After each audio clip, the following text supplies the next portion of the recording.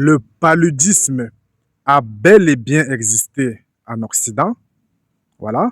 Mais comment les Occidentaux ont-ils fait pour éradiquer totalement le paludisme? Voilà, bienvenue sur ma chaîne, moi c'est Greenman. Pour ceux qui viennent de me découvrir, j'aborde les sujets sur la santé et sur l'agriculture.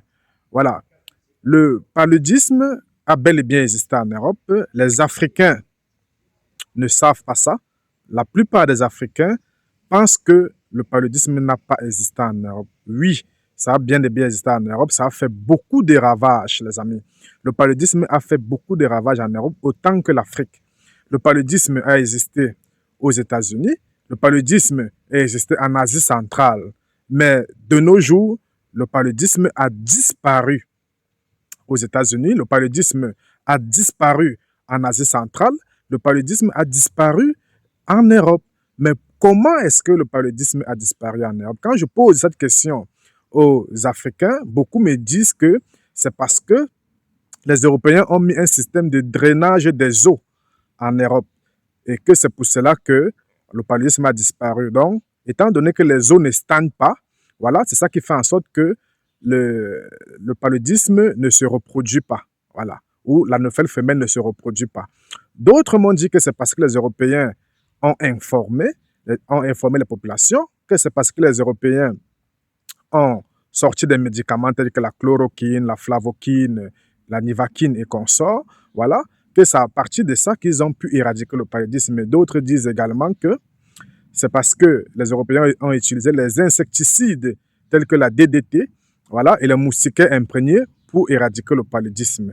Sauf que on a constaté que les insecticides et les moustiques résistaient à ça, ce qui a fait qu'ils ont mis sur pied des techniques bien plus puissantes pour éradiquer totalement le paludisme.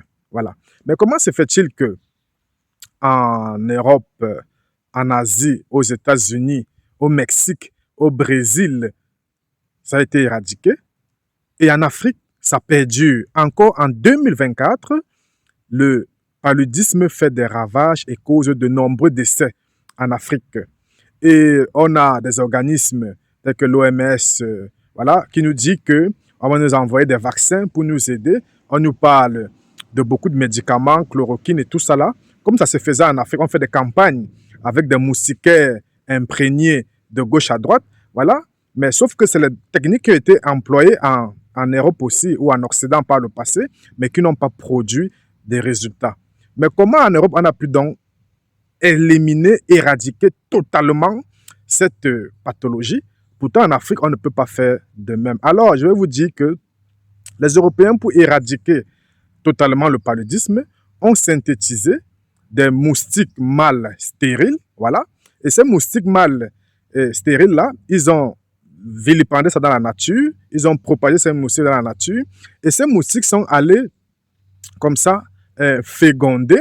Ces moustiques sont allés féconder les anophèles femelles, qui sont celles qui portent le germe du paludisme, donc le falciparum, le plasmodium, voilà. Donc, quand ça a fécondé ces anophèles femelles sauvages, ce qui s'est passé, c'est que ça a produit des œufs qui ne pouvaient pas éclore, puisque c'était serré. C'est comme ça que, au fur et à mesure, le paludisme a disparu en Europe. Donc, ce n'est pas les moyens d'insalubrité ou d'hygiène qui a fait de telle sorte que ça a disparu en Europe. Si c'était le cas, pourquoi en été, on retrouve des moustiques en Europe un peu partout s'il y avait la salubrité? Il y a des moustiques quand même en Europe, non? Il y a des moustiques qui te piquent, mais sauf que ça ne donne pas le paludisme. Alors, où est donc passé dans la nouvelle femelle? Donc, c'est comme je vous ai dit là, c'est parce qu'ils ont synthétisé ces moustiques mâles stériles là et qui ont fécondé ces anophèles. Mais donc, c'est ça qui a fait disparaître au fur et à mesure le paludisme. Mais pourquoi on ne peut pas appliquer cette même technique en Afrique? Qu'est-ce qui est difficile? Voilà, il y a une industrie pharmaceutique, la Serum Institute of India, qui nous annonce que, voilà, ils vont envoyer 25 millions de doses de vaccins qu'on appelle la R21 en Afrique, tels que les pays tels que l'Ouganda, le Nigeria, le Burkina Faso, la Gambie, etc. Voilà, pour aider les Africains. Et sauf que la dose du vaccin coûte 4 dollars. Donc, si on fait 4 dollars fois 25 millions, on a 100 millions de dollars. C'est un gros pognon, les amis.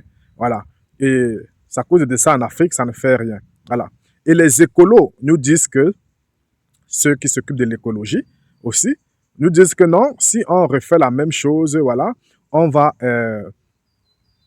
éteindre, on va participer à l'extinction de la nouvelle femelle, même en Afrique. Mais pourtant, en Europe au 19e siècle ou au 20e siècle, on l'a fait. On a fait disparaître la nouvelle femelle. Pourquoi ne pourrait pas, mais pourquoi quand ça arrive au cas de l'Afrique, on ne fait pas pareil? On s'arrête et on laisse que ça crée des décès. Voilà. Mais en Europe, les écolos ne sont pas sortis pour se plaindre par rapport à ça. Mais en Afrique, on trouve des écolos de gauche à droite avec des organismes non gouvernementales, des ONG, qui sortent là et qui nous font comprendre que, voilà, il ne le faut pas parce qu'il faut préserver l'écosystème, il faut préserver la biodiversité et tout. Mais le problème, c'est que ça cause énormément de décès. Voilà, aujourd'hui, il y a plus de 2 millions, plus de 200 millions de décès en Afrique. Voilà, donc il faut arrêter ça. Donc voilà, les amis, comment les Européens ont pu aider, ont pu éradiquer, autant pour moi, le paludisme en Afrique. J'espère que c'est bien compris. Portez-vous bien, les amis.